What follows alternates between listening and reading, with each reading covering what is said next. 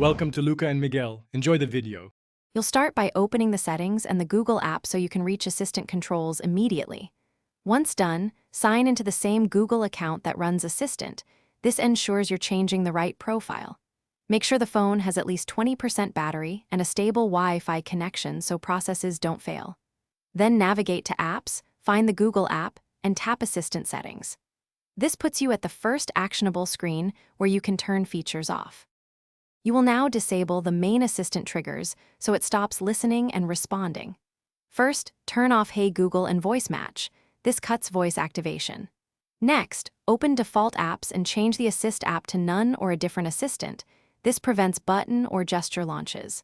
Then revoke microphone permission and restrict background activity for the Google app so it can't wake silently.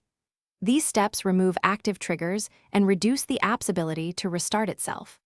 Finish by removing any remaining Assistant components so it can't re-enable.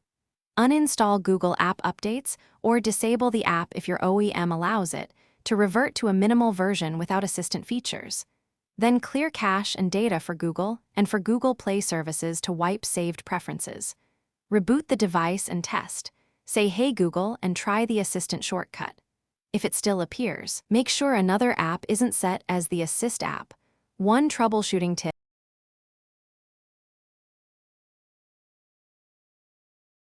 Thanks for watching and please subscribe. It's the best investment you'll ever make.